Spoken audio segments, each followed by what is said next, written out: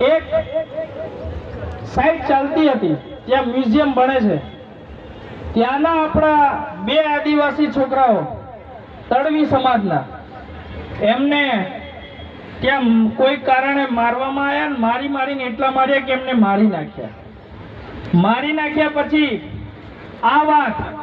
27 ધારાસભ્યોમાંથી એક મરદનો પાકેલો એવો ચૈતર વસાવા, જેને આ વાત ખબર પડી, એ મરદ ત્યાં ગયો અને ત્યાં જે લોકોએ માર્યો છે એમની ધરપકડ કરવા અને કાયદાકીય રીતે પોસ્ટમોર્ટમ કરવા અને ફરિયાદ નોંધવા માટે કીધું. ત્યારે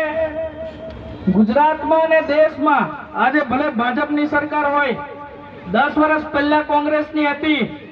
10 વર્ષ હવે બાહડાને હોયા, ભલે ચૈતર વસાવા એમાં છે, પણ મારી જાણકારી કહે છે કે ભાજપ હોય કે કોંગ્રેસ હોય કે આમ આદમી હોય, જ્યારે આદિવાસીઓની વાત આવી છે ત્યારે કોઈ પાર્ટી સમાજ જોડે નથી ઊભી રહી. ત્યારે ચૈતર વસાવા ત્યાં ગયા અને ત્યાંની પોલીસને કીધું કે એમની ધરપકડ કરો, અને એ પણ નિયમ પ્રમાણે, પણ એ ધરપકડ નથી કરવામાં આવતી. તો ચૈતરભાઈ ગઈકાલે સાંજે આપણી ફોન દ્વારા વાત થઈ તો એમને કીધું કે પોસ્ટમોર્ટમ કરાવી અને બોડીની સ્વીકાર કરી લીધી છે, પણ 13 તારીખે ત્યાં લગભગ બેસણું રાખેલું છે કે કંઈક છે. તો એમને કીધું છે કે ઘોગંબા આદિવાસીઓને મારા તરફથી કહી દેજો કે 13 તારીખે બને એટલી સંખ્યામાં તમે બધા ત્યાં બેસણું કે કંઈક છે ત્યાં આવજો એમ કીધેલું છે. તો હું ચૈતર વસાવા તરફથી આપ બધાને આ મેસેજ આપું છું કે 13 તારીખે ચૈતરભાઈ વસાવાએ ત્યાં બોલાયા છે અને આદિવાસી યુવા સમિતિના આગેવાનો તો જવાના જ છે,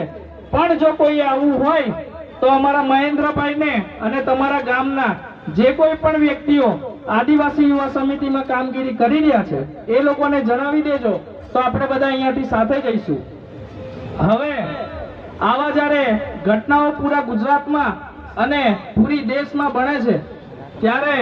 આજે પંચમહાલની અંદર તો તમને વાત કરીએ તો આઈજી સાહેબ આપણા આદિવાસી છે અને આયા ત્યારથી પોલીસ પ્રશાસનનું કામ આપણા ઘોગંબામાં ઘણું એવું સારું છે અને પૂરા પંચમહાલમાં ઘણું સારું છે, કારણ કે એ ઉપર બેઠો એ ગમે એવો આઈજી પણ છે તે આપણા આદિવાસીનો, એટલે આપણું જોવે છે. એટલે એકવાર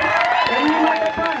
આપણે આભાર માનીએ અને પૂરા ગુજરાતની રાજ્ય સરકાર અને પોલીસ પ્રશાસનને અમારી નમ્ર વિનંતી છે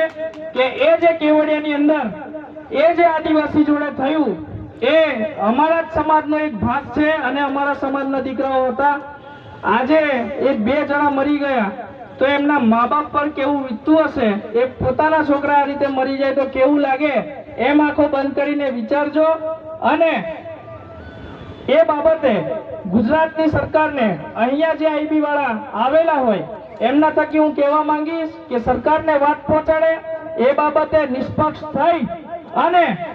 કાયદેસરની કાર્યવાહી કરી અને જે પણ એજન્સી છે એમની ધરપકડ કરી અને યોગ્ય તપાસ કરવામાં આવે. આદિવાસીઓને જ્યારે બી આ રીતે મારી નાખો ત્યારે ચોર કરીને આરોપ મૂકો છો એ બંધ કરી દેજો, એ ખાસ પોલીસ તંત્રને પણ મારી સૂચના છે. બાકી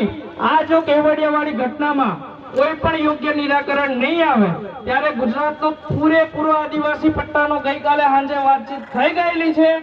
અને જરૂર પડીએ આખું ગુજરાત હલાવવાની તાકાત આદિવાસીઓમાં છે.